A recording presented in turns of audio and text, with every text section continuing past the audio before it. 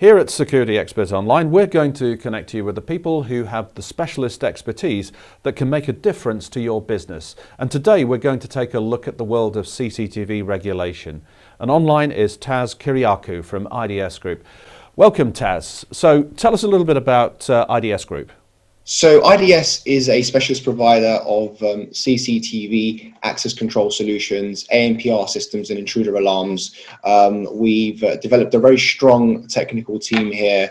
We've got over 10 years of experience in the security industry, and we have a strong focus and a strong IT background. And we work and service clients in a handful of markets with a proven track record in the following. So construction, which is our key focus, primarily focused on the high-end residential market, retail sector, industrial sector, and the leisure and tourism industry as well. So Taz, we invited you to talk to us because of an excellent case study which highlighted the importance of regulations being complied with when you're installing CCTV.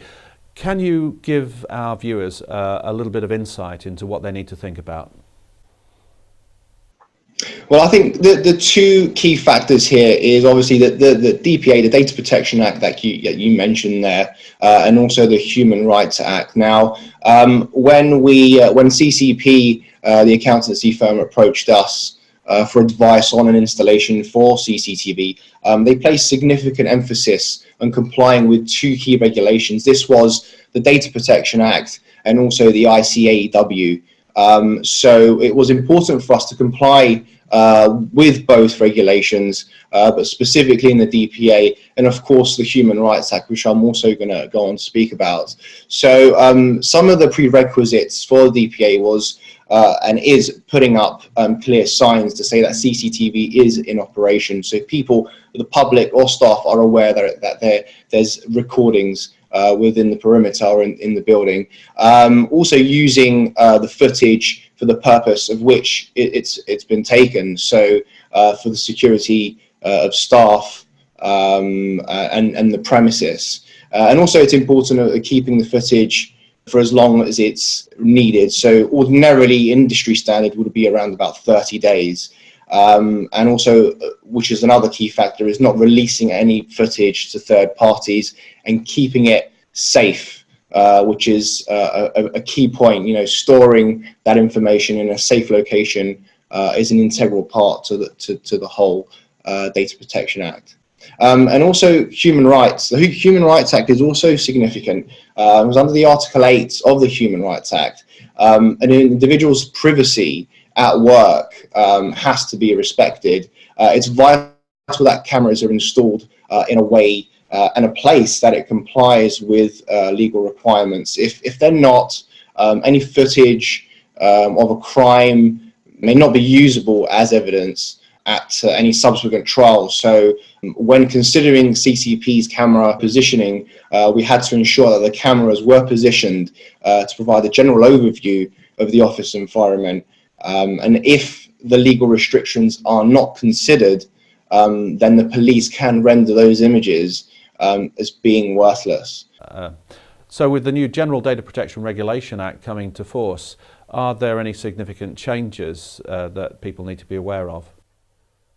Well, GDPR is actually an extension of the Data Protection Act. It's also been adopted by the ICO, regardless of the Brexit situation, and it also comes into force in under a year, making the penalties more severe in any sort of data breaches that are not reported. So the key things to ensure secure installations and procedures that cover the current legal requirements are essentially not releasing footage to third parties and keeping the footage safe. So there are a few factors here that can prevent these from happening, and that's continuously changing login details for systems and store this information in safe locations. Other factors such as restricting the information to a limited amount of people, and also securing the system's location. So if the system is, for example, positioned in a comms room, like we did with CCP, we ensured that the system was locked away in a comms cabinet and in a comms room where there was restricted access, where only a couple of people were able to access that room, which eliminates a significant risk to that information being breached in any way. So Taz, the buzzword of the day is, of course, the Internet of Things. Does that imply any significant changes as regards the implementation of CCTV? Well, absolutely. I mean, the IoT is becoming a very prominent factor now, and CCTV in general has moved a long way over the past 5 years, and the technology has shifted from analog to IP. So a lot of systems are now sitting on network infrastructures, which is a big part of the IoT, as I mentioned before. And this can present a host of issues and vulnerabilities, specifically the hacking, which you mentioned. You know, there's a number of stories in the press where companies are being hacked, and it's becoming more and more frequent. Therefore, the way to reduce this amount of risk is by IT security departments liaising with physical security departments and come together, communicate well, and build a very strong network infrastructure, a strong backbone that will enhance the IT security and then reduce the hacking of any CCTV systems. Thanks, Taz. That's a really great overview, literally a mini training course. So, if you want more insights from experts like Taz, well, simply subscribe for free or follow us on LinkedIn and Twitter.